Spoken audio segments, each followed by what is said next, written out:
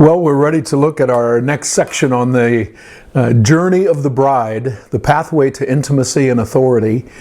And you know, it's in this section that I want to introduce something that is a little bit of a puzzling reality to us as believers sometimes, because kind of in the contemporary church, there's been a lot of attention paid to the idea that God's ministry in our lives, or God's service to us, His activity in our lives, is basically about helping us. It's about keeping us out of trouble, paving the way for our lives, and kind of removing difficulty in order that our lives might be peaceful and calm and all of that. And it's kind of the idea that God exists to maintain my comfort zone, and unfortunately that's not really true. God has a different kind of purpose in His mind for His people, and that is that He is determined that we would be a suitable partner for His beautiful Son, Jesus Christ. That there would be human beings that would be equipped and qualified to rule and reign with Jesus on the earth forever. That's what's been in His mind from the very beginning. And so He takes us on this journey of preparation, this journey to intimacy and authority. And there are twists and turns in that journey. And so in this first segment today, I want to introduce to you an idea, what part of the ways of God that sometimes are difficult to understand. You know, it says in Isaiah chapter 2 that the people of God are going to go to the holy mountain of the Lord, that we may learn His ways so that we can walk in His paths. It's very important for us to understand the ways of God, and in order to walk effectively and confidently in the paths that He chooses for us. Now, as we were working our way through the beginning stages of Song of Solomon in our last sessions, we came to the place where she is beginning to agree, the Shulamite, the picture of the bride of Christ, is beginning to agree with the king's opinion concerning who she is. And she comes to the conclusion finally that she is the lily of the valley. She is the rose of Sharon. And His words come to her, the kisses of His mouth, that affirm to her spirit by the activity of the Holy Spirit that she is His beloved, and that He is with her and that He is for her, that He sees her even at the beginning of the journey. He sees her as she will be at the end of the journey, and He relates to her in that kind of way so as to pull her up into the truth of her identity. And so as he makes that clear at the end of chapter 1 of Song of Solomon and into chapter 2 of Song of Solomon, there's this idea that He brings her to the banqueting house, and His banner over her is love. That's a beautiful phrase. The Shulamite says that. His banner over me is love. And it's an important point in the journey of the Shulamite, the journey of the bride, because in that beginning stage, he is settling the issue of who you are to me, of what you mean to me, and how my love is going to be that which sustains you and carries you through the whole journey.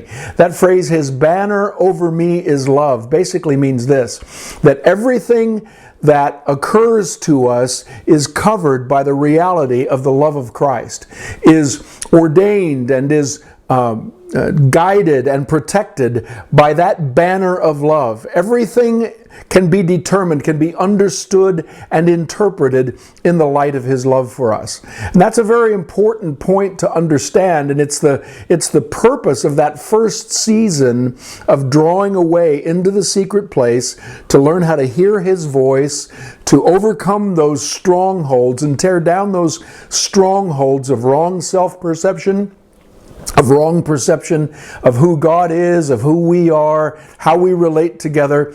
And He speaks truth to us until our hearts begin to come alive in agreement with the things that He says. And that's very important, because as we look into stage 2 of this journey to intimacy, this journey, this pathway to intimacy and authority, He introduces an element of His relationship with us that's kind of surprising to us, and I call it strategic withdrawal. It's that point where out of love, out of a desire to draw us further and deeper into His love and into the knowledge of His ways, that He sometimes withdraws from us. It's important to understand His withdrawal is under the banner of His love for us. In other words, His withdrawal from us from season to season would never be about abandonment. It would never be about rejection. It would always and only be about wooing us further up and further into His love and into His purposes. And so as we go on in chapter 2 of the Song of Solomon, there comes a point where in verse 8, the Shulamite says this, "The voice of my beloved, behold, he comes leaping upon the mountains, skipping upon the hills. My beloved is like a gazelle or a young stag. Behold, he stands behind our wall. He is looking through the windows, gazing through the lattice." And so what we see here is, even in the context of the early stages of the romance between the king and the Shulamite, there comes a time where he pulls away from her, again, not about abandonment, not about rejection of her, but rather he wants to invite her forward to begin to experience His power and His authority, running on mountains, skipping on the hills, conquering easily the things that can be barriers in our lives. And if we don't understand that these points of strategic withdrawal are common and necessary in the life of believers, we can find ourselves not understanding, shaken, confused at those times when His withdrawal comes upon us. I want to read a passage that is taken out of C.S. Lewis's interesting little book called The Screwtape Letters. If you're not familiar with the Screwtape Letters, I would encourage you to read that volume. And in it, C.S. Lewis felt that his assignment from the Lord in writing that book was to give insights into the enemy's strategies for discouraging and defeating a young believer. And so in the book, Screwtape is a senior demon, and he's writing letters to his nephew, a junior demon named Wormwood, who has been given the assignment of plaguing and harassing a young Christian believer. And this young believer has come to a place in his life where he seems discouraged and in what Lewis calls a trough. And Wormwood, the nephew, is very excited because he feels like this season of discouragement, he's about got this guy defeated. And Screwtape writes him a note, a letter that explains God's strategies. He calls him the enemy, that explains God's strategies in this season of withdrawal, these troughs. And I want to read that section to you. It's part of the Screwtape letters. So here we go. Screwtape says this: God is prepared to do a little overriding at the beginning. He will set His children off with communications of His presence, which, though faint, seem great to them, with emotional sweetness and easy conquest over temptation. But He never allows this state of affairs to last long. Sooner or later, He withdraws. If not in fact, at least from their conscious experience, all those supports and incentives. He leaves the creature to stand upon its own legs, to carry out from the will alone duties which have lost all relish. It is during such trough periods, much more than during the peak periods, that it is growing into the sort of creature He wants it to be. Hence, the prayers offered in the state of dryness are those which please Him best. We can drag our patients along by continual tempting, because we design them only for the table, and the more their will is interfered with, the better. But He cannot tempt to virtue as we do to vice. He wants them to learn to walk, and must therefore take away His hand.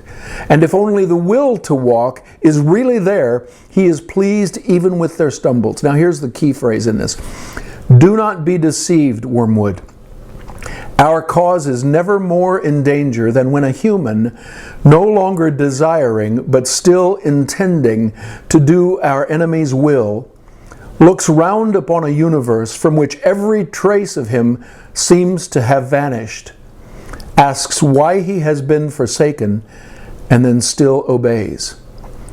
That is such a powerful paragraph and such a significant insight into the ways of God. That there are times when God pulls back from us so that the opportunity is there to exhibit the will to be faithful to God, even when it doesn't seem like it's working very well. This is precisely what Jesus was subjected to.